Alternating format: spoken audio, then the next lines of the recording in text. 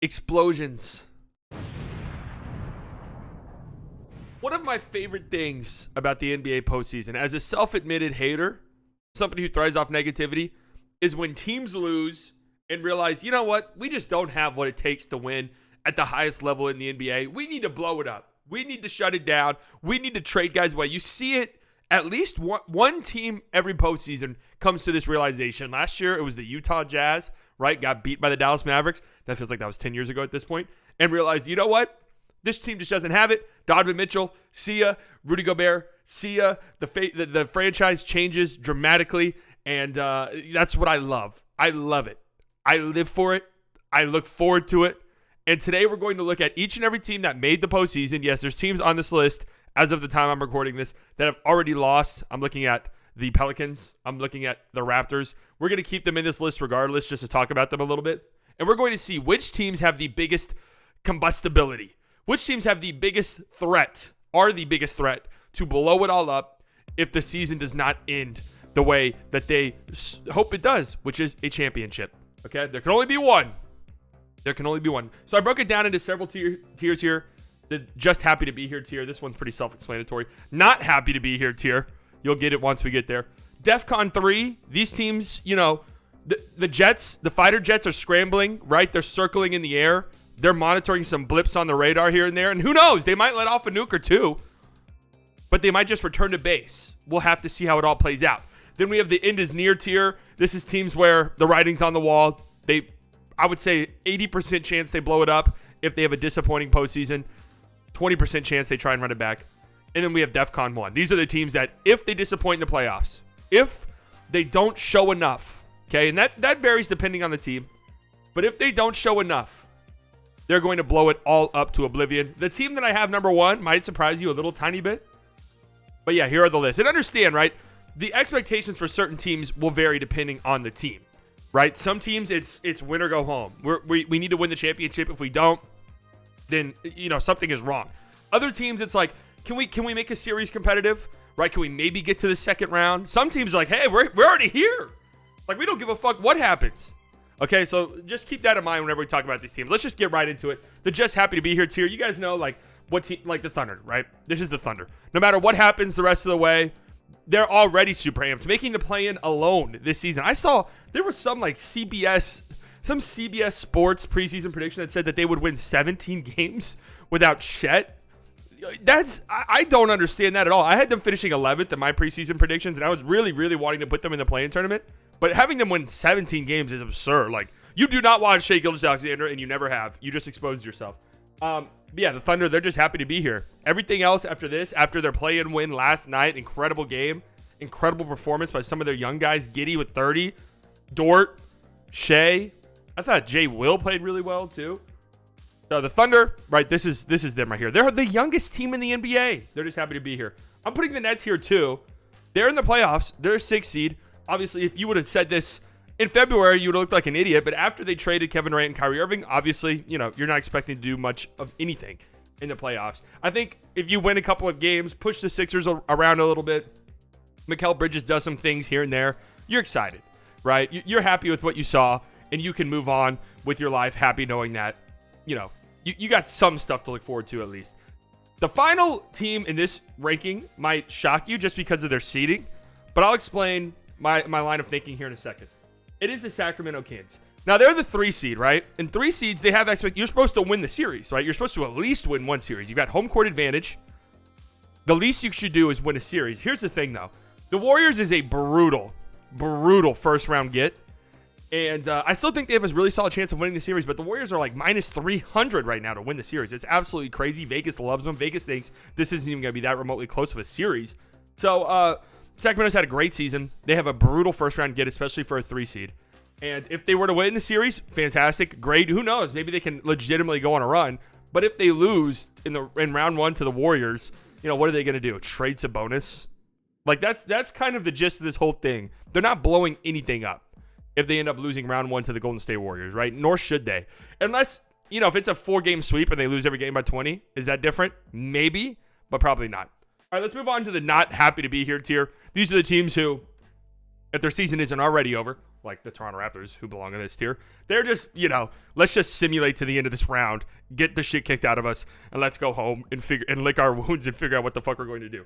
The Toronto Raptors lost last night in embarrassing fashion to the Chicago Bulls, and it's over, man. You've had reports for weeks now that Nick Nurse was done. He wanted out. Fred VanVleet, more than likely leaving in free agency. We already know that. Gary Trent Jr., more than likely leaving in free agency.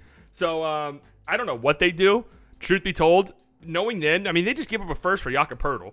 Like, knowing the Raptors, they could just, for some stupid reason, try to run this thing back, but they could also blow it all up. I have no idea, but I'm sure their fans are pretty happy their season is over. Another team I'm putting in this list is the Atlanta Hawks. I know that they're still alive. I know that they just won a play-in game, and they have a chance to go on and play the Celtics. Oh, I'm sorry, they already won, and they're going to play the Celtics in the playoffs. I know they're going to be in a playoff series, but this season has just been so weird. You have been one of the most mediocre teams of all time. I mean, all of the numbers, the record, right? The fact that you were hovering around 500 for like the final 4 months of the season. Like, you can never go on any extended winning streak or losing streak, which, is admirable in a lot of ways. But they're not happy to be here, right? They're probably going to get steamrolled by the Celtics. Hey, you win a game or two. Maybe Trey has a good series, and we can put the series against the Heat behind us. That's kind of what I'm looking for if I'm a Hawks fan. But ultimately, this season's just been so gross. I'm just ready for it to be over. I'm putting the Bulls here as well. I know, again, they just won in the play-in a night ago, but still, this has been just such a weird season. Let's just end it. Let's figure out what the fuck we're going to do as a franchise in the offseason. Are we trading guys? Are we continuing down this path? What's up? What are we doing here? But yeah, the Bulls are here. They're just ready to go home. And I think that's all I have for this tier. I think everyone else has legit blow-up potential. Let's get to DEFCON 3, right? These are teams 50-50. We'll see. There's some excuses you can be made, but they're circling in the fighter jets. And they're ready. They're ready, if needed, to explode, to drop some nuclear payloads. I'm going to start with the Miami Heat. Actually, no, the Miami Heat are higher than this. I'm going to start with the Pelicans, actually. The Pelicans are an interesting team. They're an interesting bunch, right? Earlier in the season, they were the feel-good story. Like, oh my God, the Pelicans, like, they're going to dominate for years to come. They got this Lakers pick. The Lakers are 2-10. The Pelicans are a top 2 team in the West. Oh my God, it's all coming together. And now they're out of the play-in tournament. Now they are finishing the season as the 10 seed because they lose in the 9-10 game to the youngest team in the NBA. And now you have post-game press conferences from CJ McCollum, who, by the way, that contract looks fucking horrible. That contract, look up that contract. Look up those numbers. That contract is disgusting, okay? But now you have CJ McCollum in post-game press conferences basically saying, hey, we need our guys to play, a.k.a. Zion. You need to play. Zion's dunking pregame. I saw the video. I saw the tweets of Zion was hitting windmill dunks before the game, and I'm thinking, oh, God, that's a terrible look, right? But I see the video, and it does not look good. Like, he does not look like he's 100%. But that's a problem, right? What do you do? Like, if you were to tell me Zion gets traded this offseason, I would be surprised, but it wouldn't be the most shocking thing I've ever heard. Does that make sense? Like, it's not the most surprising move of all time. I'm shocked. I'm surprised, but I'm not floored. That's all I'm saying, right? They have some decisions to make. I'm assuming they do nothing, but still, this was just such a weirdly gross season for them. And the Zion stuff is just, it's getting very, very spooky. Very, very spooky. Now, this might be a little bit controversial. I'm thinking about putting the Knicks in the just happy to be here tier. I don't know what to do with the Knicks and the Cavs, who play each other in the first round. If either of those teams lose, like, are they really freaking out? Are they really having a meltdown?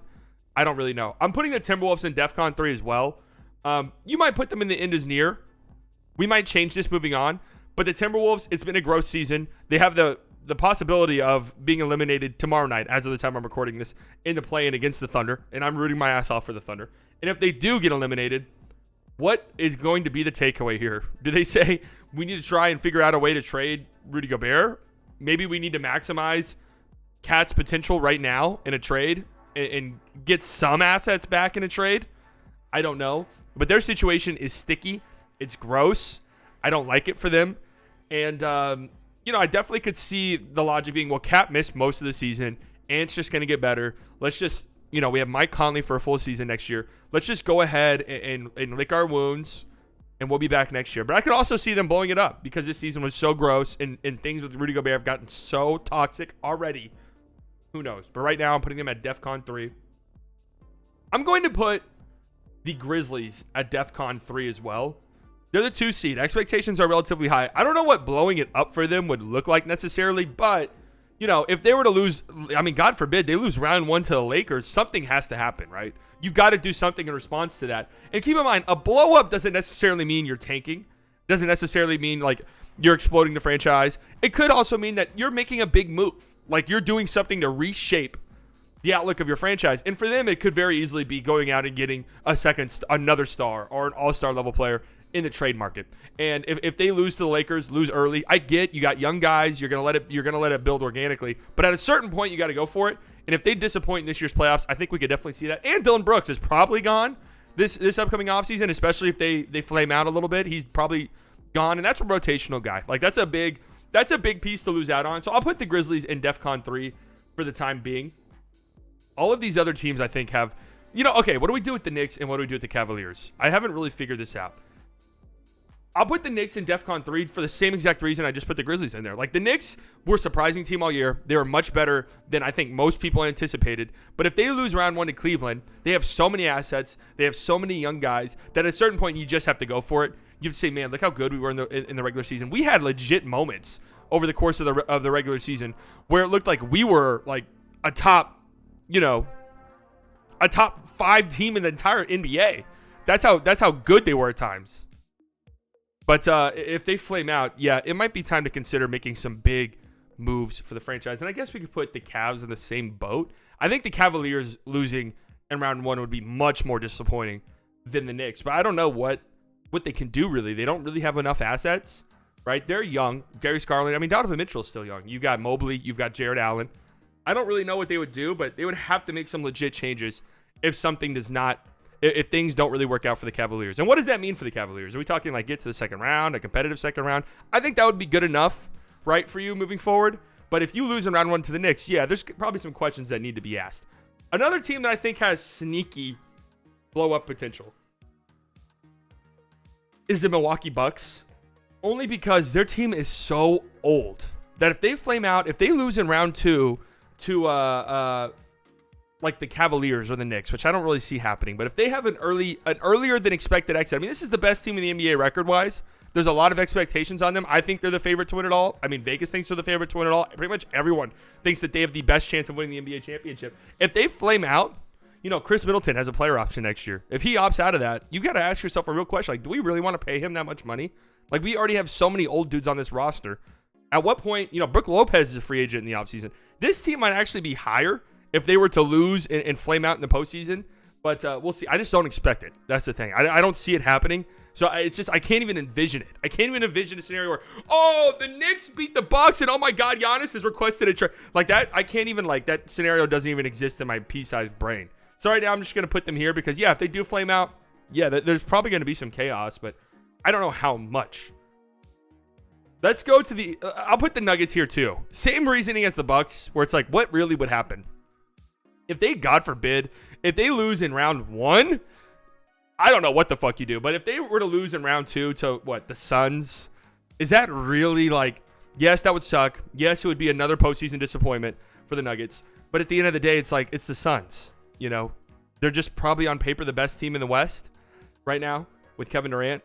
So I don't know. It's really tough for the Nuggets. Again, I don't know what blowing it up for them looks like. Is it trading Michael Porter Jr. for somebody else? Is it trading Jamal Murray? Is it going after a guy like Jimmy Butler? Could that be something that they do? I don't know. It's very possible. We'll have to wait and see, I guess. Where do we want to put the Celtics? Let me do my end is near, guys. These are the teams that I think would 1,000,000% be freaking the fuck out if they flamed out a little bit in the playoffs. I'm putting the Suns here. If you make a big trade for Kevin Durant, absolutely, the expectations for you skyrocket. And if you don't reach those if they have another embarrassing postseason exit like they did a year ago, after trading for Kevin Durant, what the hell do you do? In my mind, I see Ayton on the move.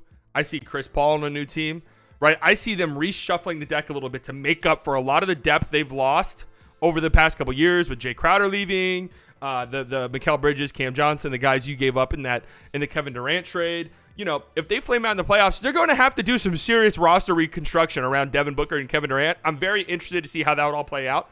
But yeah, they're definitely if they flame out, they are big time in this near level teams. I also think the Celtics are in this category.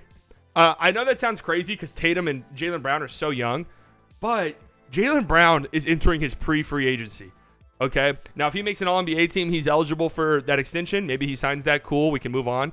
But if he does not make that, or he does not want to sign the extension and he wants to test out free agency, you're in a very, very difficult spot.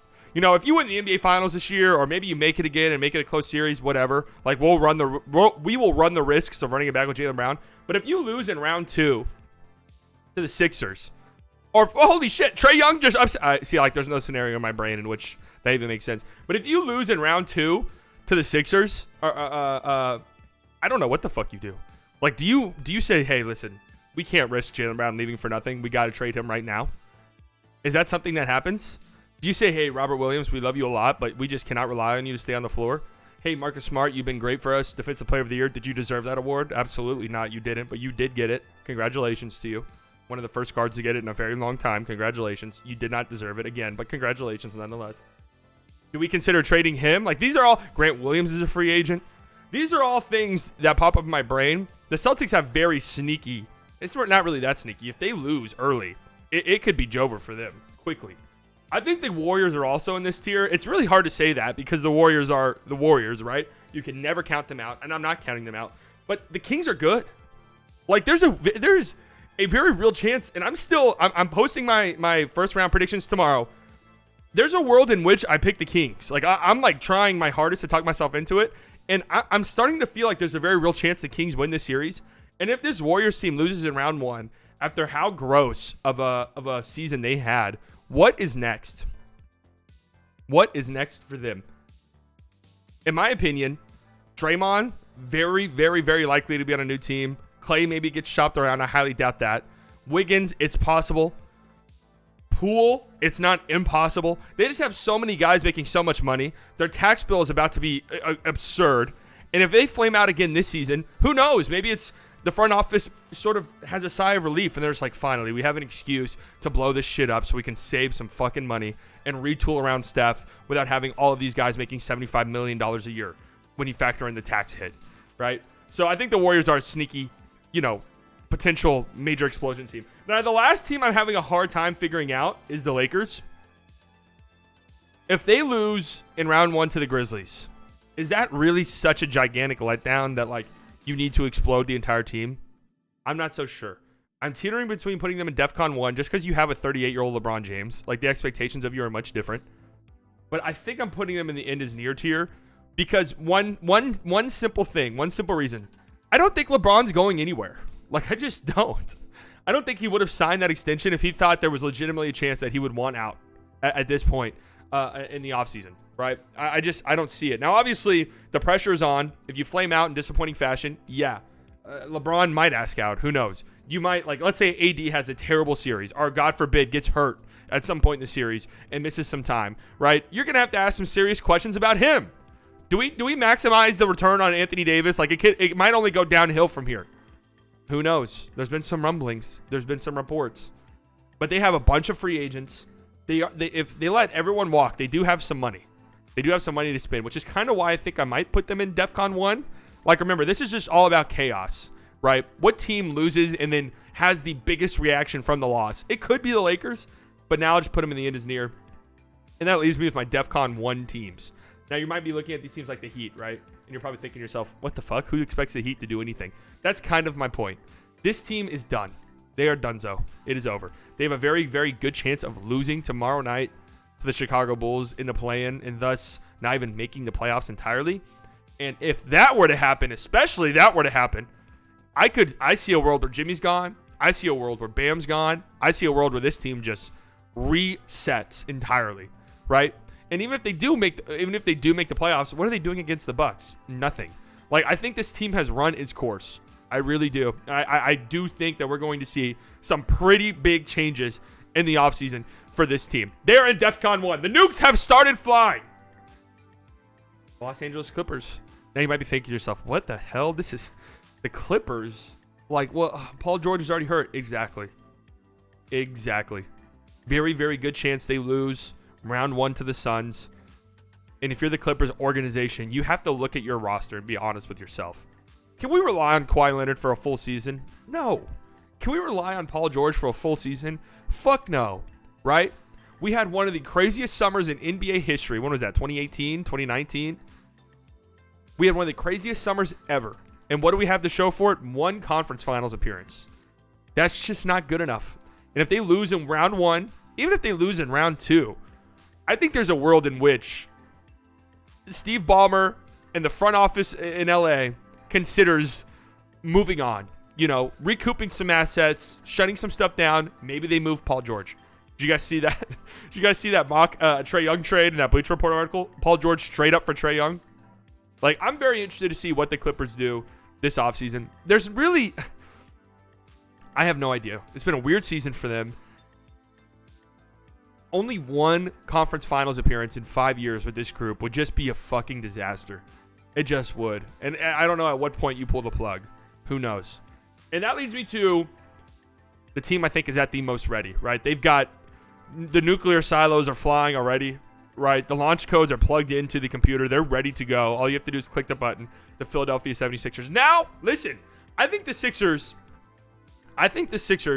have a very good chance of going far this postseason. I really do. I have a sneaky good feeling about them, right? Embiid just needs to stay healthy over the course of a playoff run. We need Harden to play good, right? I'm a little bit worried about him because they've kind of been talking about that injury a bunch, and that to me just seems like a warning. Like, hey guys, yeah, we hope James Harden's good, but his Achilles is kind of fucked up, right? Okay, guys, so take it easy on him. That's what it feels like to me. But if they were to, I don't think there's a world in which they lose to the Nets. But if they were to lose in round two again and fail to make a conference finals appearance again, I could see this being the end of the process era Sixers as we know it. Okay, Harden, lots of whispers about him leaving. If they lose in round two, I would say there's a very good chance that he leaves and goes back to Houston. Does Embiid at some point ask out? Like, is this a summer in which, let's say the Sixers lose in round two, does Embiid say, you know what, I don't want to be here anymore? I just don't. Especially if Harden walks. Like, how are we going to improve our team? Realistically, how are we going to improve the team? And I'm telling you guys right now, mark my words, if Embiid does ask out, keep an eye on the Oklahoma City Thunder. They're coming. They've got a ton of assets. That allows you to play Chet at the 4 too. I'm telling you guys, just keep an eye out for it. All right, so this is my chaos rankings, my chaos tier rankings, the things to look out for. These are the teams that I think have the potential to really shake some shit up if they were to disappoint in the postseason. Again, we already have some of these teams that have disappointed, right? The happy to be here tiers, we already know these teams. They've already had a great season. Seasons are for in the Nets case, like nobody really expects them to do shit in the playoffs anyway. So for these teams, it's like we've had a good season. Things have gone good, right? We would love for them to go better, but we're okay with the way things happen. These are the not happy to be here teams. These teams gave up months ago, but are still somehow in the playoffs or playing tournament. So they're waiting for their moment to end, and then they can go into the summer and reassess things. These are the teams that I think have the potential to really shake some shit up in the offseason, right? Bucks and Nuggets, I don't really know how you do it. Nuggets have more assets than the Bucks. The Bucks, I don't really know if they have a disappointing postseason. The Cavs and Knicks, two young teams that I could see saying, hey, we need to do more. Like, we need to go out and make a bigger move. I don't know how the Cavs would do it. The Knicks definitely could. Same with the Grizzlies, right? If they lose early in the postseason, I could see them going, hey, let's trade a bunch of picks and young guys and let's get a legit dude in here. Timberwolves and Pelicans, disappointing seasons. Teams that have some major question marks within their roster and guys who might have played or are about to play their last game with their respective teams. We'll see. Then we have the end is near tier. These are the teams where, like, we could see the end of the team as we know it if they flame out in the postseason. The Lakers, we already know, like, could LeBron ask out? Could AD want out? Could they just trade AD, preemptively in an effort to get some assets back and maximize his trade value? Who knows? Warriors, could a flame out for them be an excuse to finally curb some of this absurd tax money they're spending, right? Could this be the excuse to, like, okay, Draymond, move on to the next team? Like, this is the excuse you're using now? We'll have to wait and see. Celtics, assuming the Warriors flame out, which I don't know. They might not.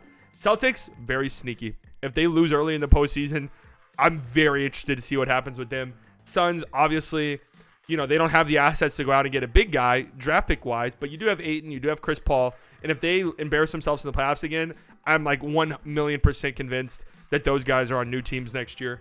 And then we have the DEFCON 1 tier. These are the teams I fully expect to completely and totally blow up their rosters if they were to flame out in the playoffs. The Heat, we've already seen it. I definitely think this team is doing some big shit in the offseason.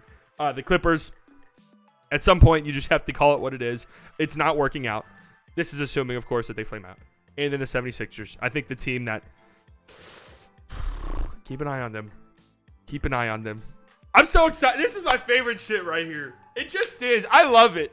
You guys know if you watch the streams, I stream every single night during the playoffs. We go to the losing team subreddit. We look at the salt from the fans. It really is a negative character trait of mine. I don't like how much I love it, but I do love it. Damn it. I love it. And I'm just looking at these teams and licking my chops, just thinking. I'm salivating, just thinking about, oh my God, what if the Sixers lose in round 2? Holy shit, that's going to be such a fun offseason. Oh my God, what if the Lakers lose and what if the Lakers get swept? That's going to be so hilarious. Oh my God, what if the Warriors finally lose? Like, it's going to be That's what I'm thinking about, guys. I'm not thinking about, oh my God, I can't wait to watch, I can't wait to watch Embiid versus Tatum. My brain is saying, holy shit, whoever loses this series is going to get flamed for the next 6 months. It's awesome. And as a Mavericks fan, I think I deserve it. I've been getting flamed for the last 8 months. So now it's my turn. It's my turn to have some fun. And it's not fun when the rabbit has the gun.